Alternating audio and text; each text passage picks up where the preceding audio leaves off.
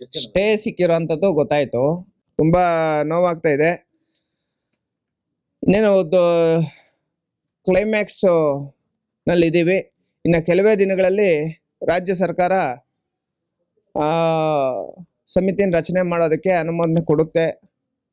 ಇದಕ್ಕೆ ಸಂಬಂಧಪಟ್ಟಂಗೆ ಹಂತ ಹಂತವಾಗಿ ಹೋರಾಟಗಳು ಇವತ್ತೇ ಅದೇನೋ ಹೇಳ್ತಾರಲ್ಲ, ಇವತ್ತು ನಮ್ಗೆ ಎಷ್ಟಿದೆ ಸರ್, ಸುಮಾರು ಒಂದು 1000 ಗಾಡಿಗಳು, 1000ಕ್ಕೂ ಹೆಚ್ಚು ಗಾಡಿಗಳನ್ನ ಪಾಪ ಬಸ್ಗಳೆಲ್ಲ ಮಾಡ್ಬಿಟ್ಟು ನನಗೆ ಫೋಟೋಸ್ ಎಲ್ಲ ಹಾಕೋರಿ. ಬೇರೆ ಬೇರೆ ಎಲ್ಲೆಲ್ಲಿಂದಾನೋ ಪಾಪ ಜನ. ಎಷ್ಟು ಜನ ನಾವು ಬರ್ತೀವಿ, 25,000 ಜನ ನಮ್ಮ ಕಡೆಯಿಂದ ಮಾತ್ರ ಬರ್ತಾ ಇದ್ದಿದ್ದು ಇಲ್ಲಿ. ಅದಕ್ಕೆ ಸಂಬಂಧಪಟ್ಟಂಗೆ ಪೂರ್ತಿ ಡೀಟೇಲ್ಸ್, ಪೂರ್ತಿ ದಾಖಲೆಗಳು, ಅವರು ಯಾರ್ಯಾರು ನನಗೆ ಫೋನ್ ಮಾಡಿದ್ರು ಅವ್ರಿಗೆಲ್ಲ ಇದು ಲೊಕೇಶನ್ನು, ಜಾಗದ ಬಗ್ಗೆ ಇದು ಪ್ರತಿಯೊಂದು ಎಲ್ಲ ಕಳಿಸಿದ್ದೆ ನಾನು.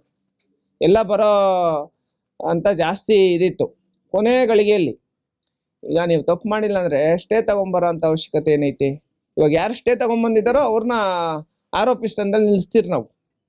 ಇವಾಗ ನಿನಗೆ ಆ ಪ್ರಕರಣಕ್ಕೆ ಸಂಬಂಧ ಇಲ್ಲ. ನಾವು ಮಾಡ್ತಾ ಇರೋಂಥದ್ದು ಯಾರು ಅಧಿಕಾರಿಗಳಿದ್ದಾರೋ ಯಾರು ಅವರೇ ಆರೋಪಿಗಳು, ಯಾರು ಅಧಿಕಾರಿಗಳಿದ್ದಾರೋ ಅವರೇ ಆರೋಪಿಗಳು. ಅವ್ರ ಮೇಲೆ ನೀವು ಕಾನೂನು ತನಿಖೆ, ನ್ಯಾಯಾಂಗ ತನಿಖೆ ನಡಿಬೇಕು ಅಂತ ಹೇಳ್ಬಿಟ್ಟು ಇದಕ್ಕೆ ಸಂಬಂಧಪಟ್ಟಂಗೆ ಸಮಿತಿ ರಚನೆ ಮಾಡಬೇಕು ಅಂತ ಹೇಳ್ಬಿಟ್ಟು ನಾವು ಮಾಡಿದ್ರೆ, ಈ ಅಧಿಕಾರಿಗಳನ್ನೆಲ್ಲ ಏನು ಬೀದಿ ಕೇಳಿದ್ರೆ ಸತ್ಯಾತೆ ಬರ್ತೈತೆ ಅಂತ ಹೇಳ್ಬಿಟ್ಟು ಈ ಮಟ್ಟಕ್ಕೆ ಅಂದರೆ ಸರ್ಕಾರಿ ಸ್ಟೇ ಬೇರೆ ಬೇರೆದೆಲ್ಲ ಕ್ರಿಯೇಟ್ ಮಾಡಿಕೊಂಡು ಸರ್ಕಾರಿ ಸ್ಟೇ ತಗೊಂಬರೋಂಥದ್ದು ಎಷ್ಟು ಮಟ್ಟಕ್ಕೆ ನ್ಯಾಯ? ಈಗ ಒಂದು 25,000 ಜನ ಸೇರೋ ಅಂಥ ಸಂಭವ ಇತ್ತಿವತ್ತು. ಆಗಲಿ ಸರ್ಕಾರಕ್ಕೆ ನಾವು ತಲೆ ಬಗ್ಸ್ತೀವಿ. ಇನ್ನೂ 1 ಲಕ್ಷ ಜನ ಸೇರಿಸಿ ಮಾಡ್ಬೇಕಲ್ಲ ಪ್ರೋಗ್ರಾಮು.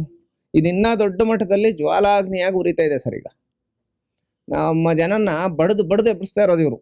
ಯಾರೋ ಕೊಲೆಗಡಕರು, ರೇಪಿಸ್ಟ್ಗಳು ಇವ್ರು ಇದ್ದಾರಲ್ಲ, ಸಾಮಾನ್ಯ ಜನರನ್ನ ಪ್ರತಿಯೊಂದು ಮನೆಯಲ್ಲಿನೂ ಸೌಜನ್ಯ ಹೋರಾಟದಲ್ಲಿ ಭಾಗವಹಿಸಬೇಕು ಅಂತ ಹೇಳ್ಬಿಟ್ಟು ಪ್ರತಿಯೊಂದು ಮನೇಲಿರೋರು ಅಂತ ಇದ್ದಾರೆ ಇವತ್ತು. ಅಂದರೆ ಜನಗಳನ್ನ ಆ ಥರ ಎಬ್ಬರಿಸ್ತಾ ಇದ್ದಾರೆ.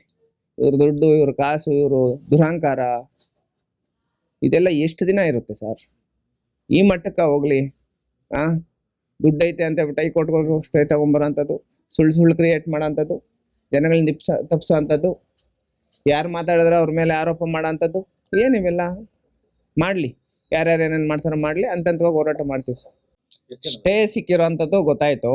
ತುಂಬ ನೋವಾಗ್ತಾ ಇದೆ. ಇನ್ನೇನು ಕ್ಲೈಮ್ಯಾಕ್ಸ್ ನಲ್ಲಿ ಇದ್ದೀವಿ. ಇನ್ನು ಕೆಲವೇ ದಿನಗಳಲ್ಲಿ ರಾಜ್ಯ ಸರ್ಕಾರ ಸಮಿತಿಯನ್ನು ರಚನೆ ಮಾಡೋದಕ್ಕೆ ಅನುಮೋದನೆ ಕೊಡುತ್ತೆ. ಇದಕ್ಕೆ ಸಂಬಂಧಪಟ್ಟಂಗೆ ಹಂತ ಹಂತವಾಗಿ ಹೋರಾಟಗಳು ಇವತ್ತೇ ಅದೇನೋ ಹೇಳ್ತಾರಲ್ಲ, ಇವತ್ತು ನಮ್ಗೆ ಎಷ್ಟಿದೆ ಸರ್, ಸುಮಾರು ಒಂದು 1000 ಗಾಡಿಗಳು, 1000ಕ್ಕೂ ಹೆಚ್ಚು ಗಾಡಿಗಳನ್ನ ಪಾಪ ಬಸ್ಗಳೆಲ್ಲ ಮಾಡ್ಬಿಟ್ಟು ನನಗೆ ಫೋಟೋಸ್ ಎಲ್ಲ ಹಾಕೋರಿ. ಬೇರೆ ಬೇರೆ ಎಲ್ಲೆಲ್ಲಿಂದಾನೋ ಪಾಪ ಜನ. ಎಷ್ಟು ಜನ ನಾವು ಬರ್ತೀವಿ, 25,000 ಜನ ನಮ್ಮ ಕಡೆಯಿಂದ ಮಾತ್ರ ಬರ್ತಾ ಇದ್ದಿದ್ದು ಇಲ್ಲಿ. ಅದಕ್ಕೆ ಸಂಬಂಧಪಟ್ಟಂಗೆ ಪೂರ್ತಿ ಡೀಟೇಲ್ಸ್, ಪೂರ್ತಿ ದಾಖಲೆಗಳು, ಅವರು ಯಾರ್ಯಾರು ನನಗೆ ಫೋನ್ ಮಾಡಿದ್ರು ಅವ್ರಿಗೆಲ್ಲ ಇದು ಲೊಕೇಶನ್ನು, ಜಾಗದ ಬಗ್ಗೆ ಇದು ಪ್ರತಿಯೊಂದು ಎಲ್ಲ ಕಳಿಸಿದ್ದೆ ನಾನು. ಎಲ್ಲ ಬರೋ ಅಂತ ಜಾಸ್ತಿ ಇದಿತ್ತು.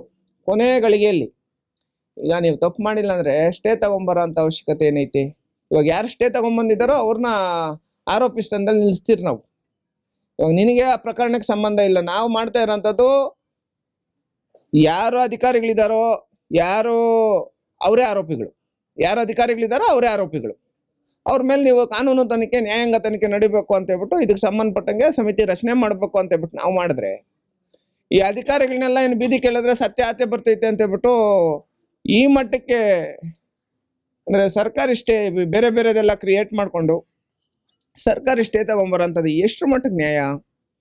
ಈಗ ಒಂದು 25,000 ಜನ ಸೇರೋ ಅಂಥ ಸಂಭವ ಇತ್ತಿವತ್ತು. ಆಗಲಿ ಸರ್ಕಾರಕ್ಕೆ ನಾವು ತಲೆ ಬಗ್ಸ್ತೀವಿ.